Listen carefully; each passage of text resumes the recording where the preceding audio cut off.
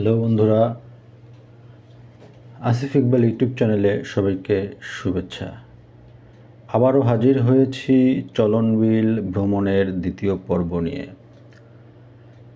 গত পর্বে আমরা চলনবিলের মূল পয়েন্ট থেকে বোট নিয়ে ভাসতে ভাসতে ছুটে চলেছিলাম চলনবিলের মূল আকর্ষণের দিকে। গুরুদাসপুর এবং সিংড়া এলাকায় চলনবিল বিস্তৃত। নাটোর শহর থেকে বাস বা অটো যোগে যাওয়া যায়।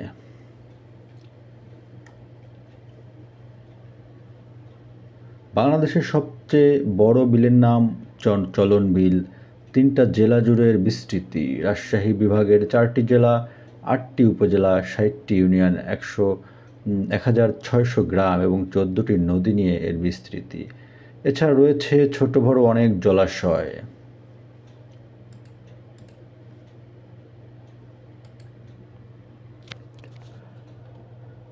তো আমরা এখন বোটে করে চলনবিলের স্বচ্ছ জলে ভেসে ভেসে চলনবিলের গুচ্ছ গ্রামগুলো দেখব।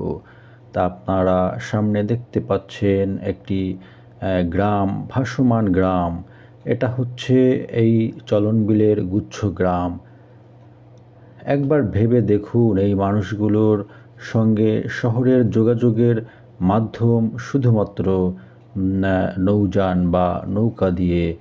যোগাযোগের কোনো রাস্তা নাই, কোনো আধুনিক ব্যবস্থা নাই। যে রাস্তাটুকু ছিল এবারের বর্ষাকালে সেটিও তলিয়ে গিয়েছে। তো চলনবিলে ভাসতে ভাসতে চোখে পড়ে আরও পর্যটকদের। তারাও বোর্ড নিয়ে ছুটে চলেছে চলনবিলের মূল আকর্ষণের দিকে। আসলে স্বচ্ছ জল, নীল আকাশ, এটি একটি প্রাকৃতিক সৌন্দর্যের লীলাভূমি। আসলে আপনি দেখলে অবাক হয়ে যাবেন। আপনারা যদি চলনবিলে আসেন, এই চলনবিলের সৌন্দর্য দেখতে দেখতে আপনি কখন হারিয়ে যাবেন আপনি নিজেও জানবেন না। আমাদের সামনে রয়েছে একটি গুচ্ছ গ্রাম। এখানে এই গ্রামের মানুষরা এই গ্রামের ভেতরেই আপনার গবাদি পশু, হাঁস মুরগি পালন, তারপরে ধানের গোলা সংরক্ষণ, নিজেদের প্রয়োজনীয় শাক সবজি সবই গ্রামেই তারা চাষ করে থাকে। এইটুকু জায়গার ভেতরেই এই গ্রামগুলো দেখলে মনে হয় গ্রামগুলো যেন এই স্বচ্ছ জলে ভেসে আছে।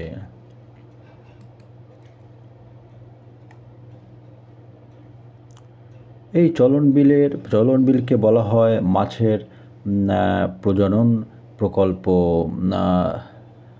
এখানে পাওয়া যায় দেশি পুঁটি, গজার, বোয়াল, শৈল, টাকি, ট্যাংরা, পাতাশি, খালসা, বাইন, কাকলা, চিতল, চেলা, আইকর, শিংসহ নানা ধরনের দেশি মাছ। এই বিপুল মাছের ভাণ্ডার আছে, প্রচুর কাঁকড়া। চলনবিলে বেড়ানোর জন্য স্থানীয় নৌকা পাওয়া যাবে ভাড়ায়।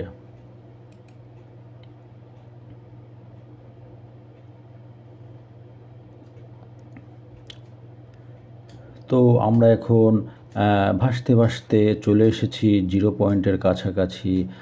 এই চলনবিলেও একটি স্কুল আছে, ভাসমান স্কুল, যেটা এই বর্ষা মৌসুমে অনেক অংশ সময় বন্ধ থাকে, অথবা যদি যদি ছাত্রছাত্রীরা নৌকা যোগে এখানে এসে পৌঁছায় সেক্ষেত্রে ক্লাস হয়। এই স্কুলটির অবস্থান হচ্ছে চলনবিল জিরো পয়েন্টের ঠিক পাশেই। তো আমরা ভাসতে ভাসতে চলে এসেছি জিরো পয়েন্টে। এখানে দর্শনার্থীরা এসে গোসল করে।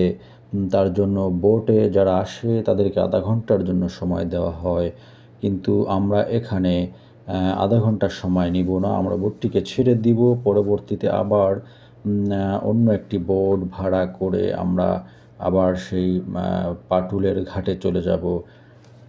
তো এখানে আমরা নামবো, নেমে তারপর গোসল করব, এই রৌদ্র স্নান হবে, এই স্বচ্ছ জলে টিউব নিয়ে ভাসবো এবং আপনাদেরকে দেখাবো যে আমি কিভাবে এই স্বচ্ছ জলে ভেসে ভেসে বেড়াচ্ছি। তো এখন এই জিরো পয়েন্টে আমাদের বোটটি নোঙর করেছে। দর্শনার্থীরা, পর্যটকরা সবাই একে একে নেমে পড়ছে।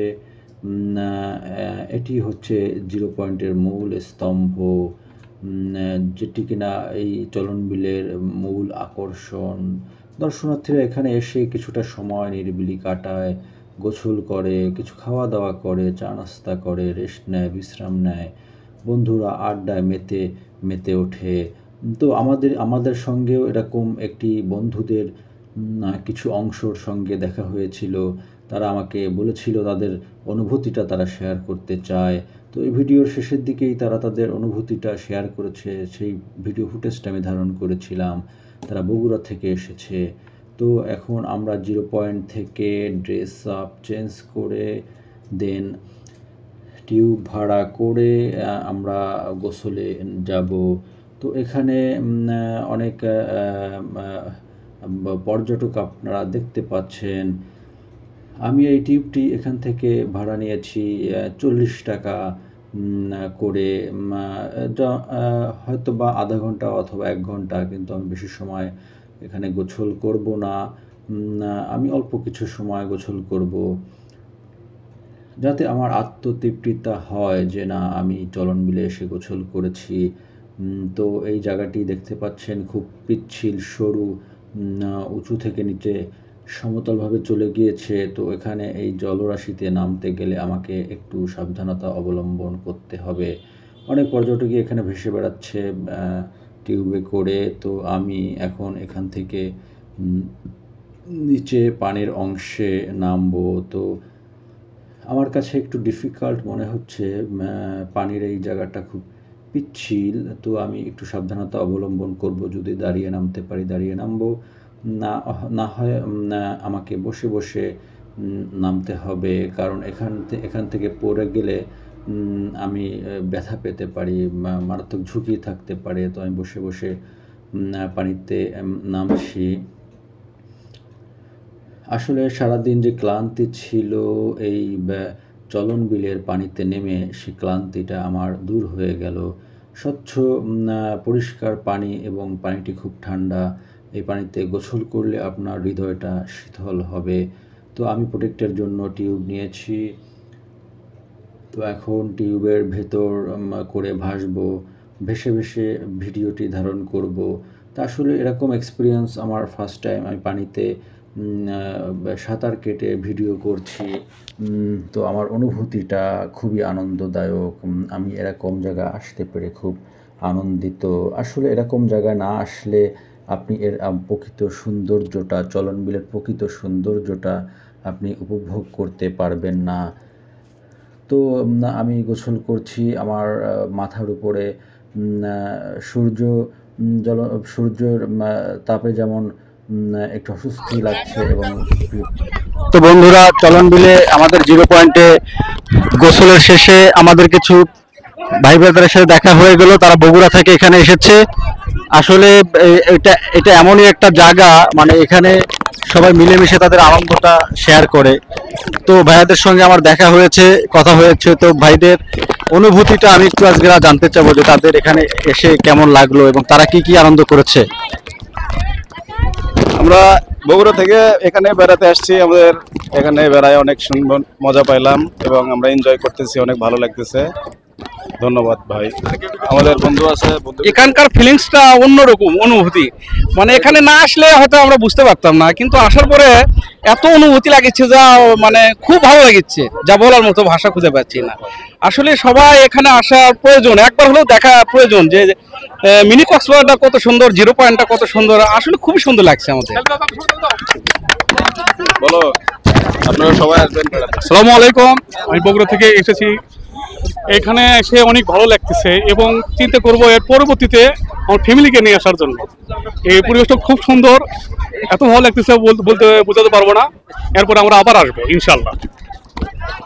তো ফ্রেন্ডস, আমাদের ভাই ব্রাদারের সঙ্গে কথা বলে এটুকু জানতে পারলাম যে আসলে তারা এখানে এসে অ্যাটলিস্ট তাদের মানে প্রচুর আনন্দ হয়েছে, তারা পুরো বিষয়টাকে এনজয় করেছে এবং তারা ভবিষ্যতে এখানে আসলে তাদের পরিবারকেও সাথে নিয়ে আসবে, এরকমটা তারা আমাদেরকে বলেছেন।